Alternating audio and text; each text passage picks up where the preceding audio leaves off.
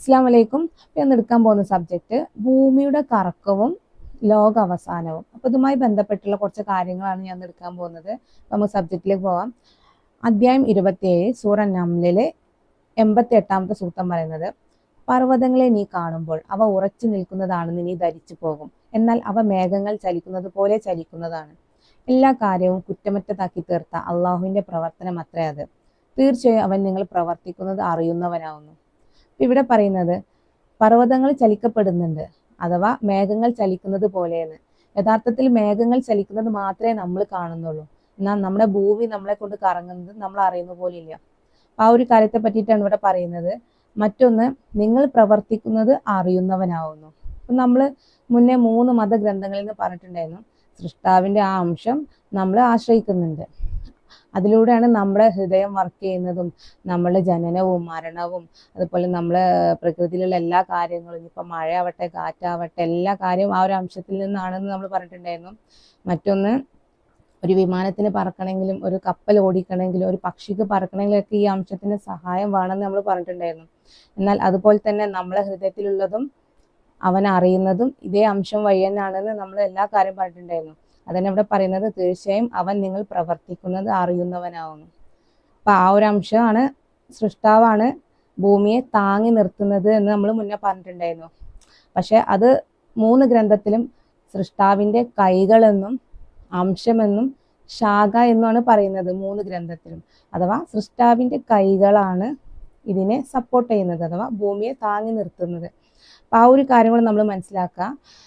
ഭൂമി എത്ര സ്പീഡിലാണ് കറങ്ങിക്കൊണ്ടിരിക്കുന്നത്. അപ്പൊ പെട്ടെന്ന് ആ കറക്കം അല്ലെങ്കിൽ ഭൂമി കറങ്ങുന്നത് നിന്ന് കഴിഞ്ഞാൽ പിന്നീട് എന്തായിരിക്കും സംഭവിക്കുക? അതാണ് യഥാർത്ഥത്തിൽ ലോകാവസാനത്തിലേക്ക് എത്തിക്കുന്നത്. ഇനി അതുമായി ബന്ധപ്പെട്ട കുറച്ച് കാര്യങ്ങൾ നമുക്ക് ഷെയർ ചെയ്യാം. സൂറ അൽ-ലുഖ്മാനിലെ 31:10 പറയുന്നത്, ഭൂമി നിങ്ങളെ കൊണ്ട് ഇളകാതിരിക്കാൻ വേണ്ടി അതിൽ ഉറച്ചു നിൽക്കുന്ന പർവ്വതങ്ങളെ അവൻ സ്ഥാപിച്ചു. സൂറ അൻ-നബ അധ്യായം 78 6-7 പറയുന്നത്, ഭൂമിയെ നാം വിരിപ്പാക്കിയില്ലേ, പർവ്വതങ്ങളെ ആണികളാക്കുകയും ചെയ്തില്ലേ. ഇപ്പൊ ഇവിടെ പറയുന്നത് ഭൂമി ഇളകാതിരിക്കാൻ വേണ്ടിയിട്ടാണ് അള്ളാഹു ആണികളെ പോലെ പർവ്വതങ്ങളെ സ്ഥാപിച്ചത് എന്ന് പറയുന്നുണ്ട്.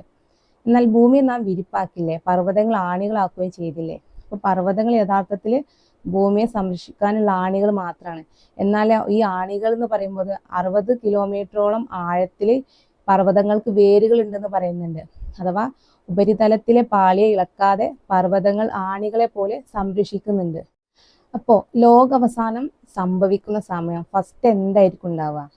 സൃഷ്ടാവിന്റെ കൈകളുടെ പ്രവൃത്തിയാണ് ഈ ഭൂമിയെ താങ്ങി നിർത്തുക എന്നുള്ളത്. അപ്പോൾ അവിടെ അള്ളാഹു എന്ത് ചെയ്യും? ആ ഒരു കാര്യത്തിൽ നമുക്ക് നിഷേധിക്കപ്പെടും. അഥവാ അള്ളാഹുവിന്റെ കൈകളാണ് അതിനെ സപ്പോർട്ട് ചെയ്തുകൊണ്ടിരിക്കുന്നത്, അഥവാ കറക്കിക്കൊണ്ടിരിക്കുന്നത്. അപ്പൊ ആ കറക്കം പെട്ടെന്ന് നിൽക്കും. ആ സമയത്ത് എന്താവും? പർവ്വതങ്ങളെ അള്ളാഹു പൊക്കിയെടുക്കും, അഥവാ പൊക്കിയെടുത്തിട്ട് അവ ഇടിച്ച് തകർക്കും ചെയ്യും. അപ്പോൾ ആ ആണി അല്ലെങ്കിൽ അതിന്റെ സംരക്ഷണം നഷ്ടപ്പെടും. അപ്പൊ തീർച്ചയായിട്ടും ആ 2 രീതിയിലും നടക്കുന്ന സമയത്ത് ഭൂമി കിടുകിടാ വിറക്കും. ആ വിറക്കുന്ന സമയത്ത് എന്തായിരിക്കും? അതിലുള്ള എല്ലാ വസ്തുക്കളും പുറത്തോട്ട് തള്ളപ്പെടും. അപ്പൊ ഇതുമായി ബന്ധപ്പെട്ടാണ് ഇനി വിശുദ്ധ ഖുർആനിലുള്ള പറയുന്ന കുറച്ച് കാര്യങ്ങൾ.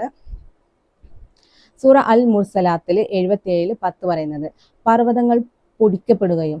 അൽ വാക്കിയയില് 101ാമത്തെ അധ്യായത്തിൽ 4ാമത്തെ സൂക്തം, മനുഷ്യർ ചിന്നി ചിതറിയ പാറ്റയെ പോലെ ആകുന്ന ദിവസം പർവ്വതങ്ങൾ കടഞ്ഞ ആട്ടിൻ രോമം പോലെ ആവുകയും. അതിൽ തന്നെ 4-5 പറയുന്നത്, ഭൂമി കിടുകിടാ വിറക്കുകയും പർവ്വതങ്ങൾ പൊടിക്കപ്പെടുകയും അത് പാറിപ്പറക്കുന്ന ധൂളികളായി തീരുകയും. സൂറ അൽ ജൽസലാല് 99ാമത്തെ അധ്യായത്തിൽ 1-2 പറയുന്നത്, ഭൂമി പ്രകമ്പനം കൊള്ളിക്കപ്പെട്ടാൽ അതിൻ്റെ ഭയങ്കരമായ ആ പ്രകമ്പനം ഭൂമി അതിൻ്റെ ഭാരങ്ങൾ പുറന്തള്ളുകയും ചെയ്യും. അൽ മുസമ്മിലിലെ 73ാമത്തെ അധ്യായത്തിൽ 14 പറയുന്നത്, ഭൂമിയും പർവ്വതങ്ങളും വിറകൊള്ളുകയും പർവ്വതങ്ങൾ ഒലിച്ചു പോകുന്ന മണൽക്കുന്ന് പോലെ ആവുകയും ചെയ്യുന്നു. അപ്പോൾ ഇത്രയും സംഭവങ്ങൾ അവിടെ നടക്കും. കാരണം ഭൂമി അതിൻ്റെ മേലുള്ള വസ്തുക്കളെല്ലാം പുറന്തള്ളപ്പെടും. എന്നിട്ടോ ഭൂമി വെളുത്ത പ്രതലമാക്കി തീർക്കുമെന്ന് പറയുന്നുണ്ട്. കാരണം നമുക്ക് മനുഷ്യന്മാർക്ക് വേണ്ടിയിട്ട് വിചാരണ നടത്താൻ വേണ്ടിയിട്ടുള്ള സൗകര്യങ്ങൾ അള്ളാഹു അവിടെ ഒരുക്കപ്പെടുന്നതാണ് ഇവിടെ പറയുന്നത്. തക്വീറിൽ അധ്യായം 81:3 പറയുന്നത്, പർവ്വതങ്ങൾ സഞ്ചരിക്കപ്പെടുമ്പോൾ. അധ്യായം 52 സൂറ തൂറിൽ പറയുന്നത്, ആകാശം ശക്തിയായി പ്രകമ്പനം കൊള്ളിക്കപ്പെടുന്ന ദിവസം പർവ്വതങ്ങൾ അവയുടെ സ്ഥാനങ്ങളിൽ നിന്ന് നീങ്ങി സഞ്ചരിക്കുകയും ചെയ്യുന്ന ദിവസം. അപ്പൊ പർവ്വതങ്ങൾ അവയുടെ സ്ഥാനങ്ങളിൽ നിന്ന് നീങ്ങിക്കഴിഞ്ഞാൽ ഭൂമിയുടെ ആണികൾ നഷ്ടപ്പെടും. അപ്പൊ ആണികൾ നഷ്ടപ്പെടുമ്പോൾ ഭൂമി ഇളകിക്കൊണ്ടിരിക്കും. അതാണ് ഇവിടെ പറയുന്നത്.